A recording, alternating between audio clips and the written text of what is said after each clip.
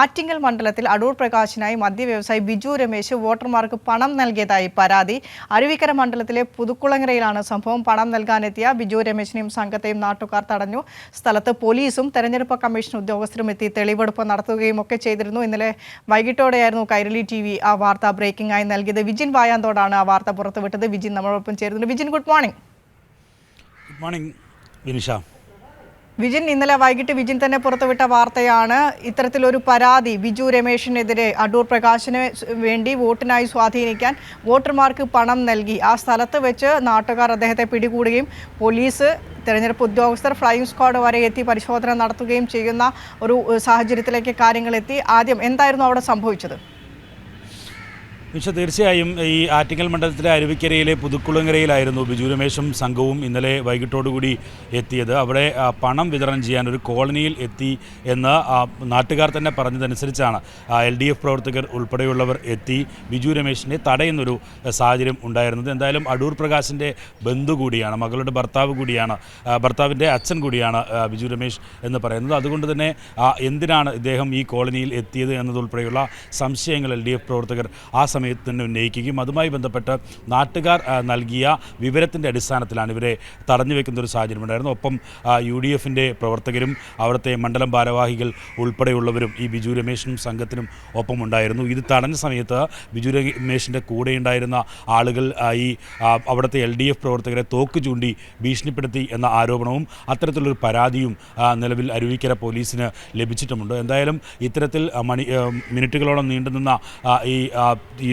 ബിജു രമേശിനെ തടഞ്ഞതുമായി ബന്ധപ്പെട്ട സംഘർഷം ഒക്കെ അവിടെ ഉണ്ടായിരുന്നു. അതിനുശേഷമാണ് പോലീസും ഒപ്പം തന്നെ ഈ പോലീസ് നാട്ടുകാരും അറിയിച്ചതിനെ തുടർന്ന് തെരഞ്ഞെടുപ്പ് ഉദ്യോഗസ്ഥർ ഉൾപ്പെടെയുള്ളവർ സ്ഥലത്തെത്തി വാഹന പരിശോധന ഉൾപ്പെടെ നടത്തിയത്. പക്ഷേ അവിടുത്തെ നാട്ടുകാരും ഒപ്പം തന്നെ LDF പ്രവർത്തകരും ഉന്നയിക്കുന്ന ഏറ്റവും പ്രധാനപ്പെട്ട കാര്യം ഈ പോലീസ് എത്തുന്നതിന് മുമ്പ് നാട്ടുകാർ തടഞ്ഞ സമയത്ത് 2 ബൈക്കുകളിലായി ഈ പണം മറ്റൊരു സ്ഥലത്തേക്ക് കടത്തിയെന്നതാണ്. ഇതുമായി ബന്ധപ്പെട്ട പരാതിയും പോലീസിന് നൽകിയിട്ടുണ്ട്. എന്തായാലും ഈ സംഘർഷത്തെ തുടർന്ന് ബിജു രമേശിനെയും ഒപ്പം തന്നെ ഈ സംഘത്തെയും പോലീസ് സ്റ്റേഷനിലേക്ക് എത്തിച്ച് വിശദമായി ചോദ്യം ചെയ്ത ശേഷമാണ് പോലീസ് ഇവരെ വിട്ടയച്ചത്. എന്തായാലും ഈ തെരഞ്ഞെടുപ്പിന് തൊട്ട് മുമ്പ് തന്നെ തെരഞ്ഞെടുപ്പ് എടുക്കാൻ ദിവസങ്ങൾ മാത്രം ബാക്കിയിരിക്കുന്ന ഒരു ഘട്ടത്തിൽ ഒരു കോളനിയിൽ എത്തി മദ്യവ്യവസായി കൂടിയായ ബിജു രമേശ് പണം നൽകിയെന്ന ഗുരുതരമായ ആരോപണമാണ് LDF ഉന്നയിക്കുന്നത്. അതുമായി ബന്ധപ്പെട്ട് പരാതി നൽകുമെന്ന് ഇന്നലെ CPIMൻ്റെ സംസ്ഥാന സെക്രട്ടേറിയറ്റ് അംഗം ആനാവൂർ നാഗപ്പൻ തന്നെ വ്യക്തമാക്കുകയും ചെയ്തു. ഒപ്പം തന്നെ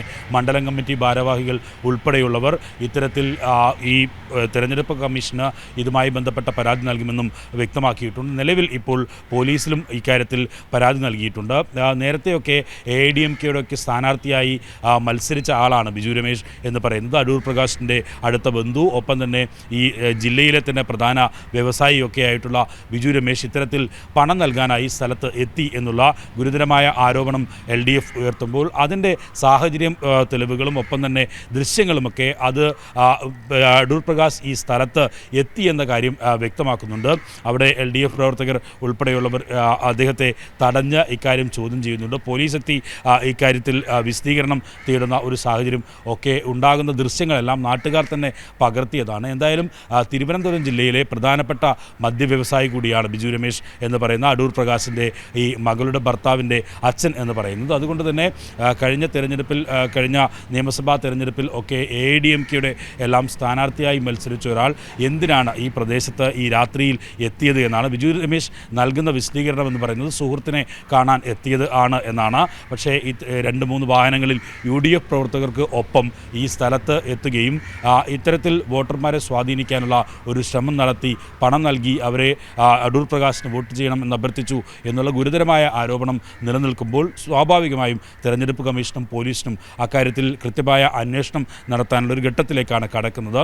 എന്തായാലും ഈ നേരത്തെ തന്നെ അടൂർ പ്രകാശ് ഈ ആറ്റിങ്ങൽ പാർലമെൻറ്റ് മണ്ഡലത്തിൽ LDF ഇരട്ട വോട്ടുകൾ ലക്ഷക്കണക്കിന് 1,25,000 മുകളിൽ ഇരട്ട വോട്ടുകൾ ഉണ്ട് എന്ന ആരോപണം ഉന്നയിക്കുകയും തെരഞ്ഞെടുപ്പ് കമ്മീഷന് പരാതി നൽകുകയും ഒക്കെ ചെയ്തിരുന്നു. പിന്നീട് തെരഞ്ഞെടുപ്പ് കമ്മീഷൻ ഇതിൽ വിശദമായ പരിശോധന നടത്തിയ ശേഷം അത്തരത്തിൽ ഒരു ഇരട്ട വോട്ടുകൾ മറ്റേതെങ്കിലും ഒരു തീരുമാനത്തിൻ്റെ ഭാഗമായി ചേർക്കപ്പെട്ടിട്ടില്ലെന്നും വെറും 398 ഇരട്ട വോട്ടുകൾ മാത്രമാണ് ഉണ്ടായിരുന്നതെന്നും അത് സ്വാഭാവികമായും ഉണ്ടാകാൻ സാധ്യതയുള്ളത് മാത്രമാണ്. അല്ലാതെ മറ്റേതെങ്കിലും രീതിയിൽ ഒരു തീരുമാനത്തിൻ്റെ ഭാഗമായി ഇരട്ട വോട്ടുകൾ ചേർക്കപ്പെട്ടിട്ടില്ല എന്ന വിശദീകരണം ഉൾപ്പെടെ നൽകുകയും ചെയ്തിരുന്നു. പിന്നീടും അടൂർ പ്രകാശ് ഇത്തരത്തിലുള്ള ആരോപണവുമായി രംഗത്തെത്തി. അത് വീണ്ടും പരിശോധിച്ച ശേഷം മുഖ്യ ഭരണാധികാരി ഉൾപ്പെടെയുള്ളവർ വ്യക്തമാക്കിയത്, തിരുവനന്തപുരം ജില്ലാ കളക്ടർ ഉൾപ്പെടെ വ്യക്തമാക്കിയത്, ഇതിൽ അത്തരത്തിലുള്ള ആരോപണത്തിൽ ഒരു കഴമ്പുമില്ല. കാരണം അത് പൂർണ്ണമായ പരിശോധനയ്ക്ക് വോട്ടർ പട്ടിക വിധേയമാക്കിയിട്ടുണ്ട്. അതിൽ ചില ഇരട്ട വോട്ടുകൾ കണ്ടെത്താൻ സാധിച്ചിട്ടുണ്ട്. അത് സ്വാഭാവികമായും മറ്റു സ്ഥലങ്ങളിലേക്ക് മാറിപ്പോയവരുടെ വോട്ടുകൾ, ഒപ്പം തന്നെ മരണമടഞ്ഞവരുടെ വോട്ടുകൾ ഒക്കെയാണ്. അത് ഈ വോട്ടർ പട്ടികയിൽ നിന്ന് നീക്കം ചെയ്യാനുള്ള നടപടികൾ സ്വീകരിക്കുകയും ചെയ്തു എന്നൊക്കെ നേരത്തെ വ്യക്തമാക്കിയിരുന്നു. എന്തായാലും LDF ഇക്കാര്യത്തിൽ ആരോപണം ഉന്നയിക്കുന്നത് പരാജയ ഭീതി മൂലം പലതരത്തിലുള്ള ആരോപണങ്ങളാണ് അടൂർ പ്രകാശിൻ്റെ ഭാഗത്തുനിന്ന് ഉണ്ടായിരുന്നത് എന്നാണ് നേരത്തെ തന്നെ LDF ആരോപിച്ചത്. നേരത്തെയും ഈ ആറ്റിങ്ങൽ പാർലമെൻറ്റ് മണ്ഡലത്തിൽ അടൂർ പ്രകാശിന് എതിരായ വലിയ തരത്തിലുള്ള ജനവികാരം ഉണ്ട് എന്ന ചർച്ചകൾ ഒക്കെ ഉയർന്നു വന്നിരുന്നു. കാരണം കഴിഞ്ഞ MP ആയതിനു ശേഷം ആ മണ്ഡലത്തിൽ ജനങ്ങളുമായി ഒരു തരത്തിലുള്ള ബന്ധവും അടൂർ പ്രകാശ് പുലർത്തിയിരുന്നില്ലെന്നും സ്വാഭാവികമായും ഉണ്ടാകുന്ന MP ഫണ്ട് പോലും വിനിയോഗിച്ചില്ലെന്നും ഉള്ള ആരോപണങ്ങൾ ഒക്കെ ഉയരുന്ന ഒരു സാഹചര്യം ഉണ്ടായിരുന്നു. അത്തരത്തിലുള്ള ആരോപണങ്ങൾ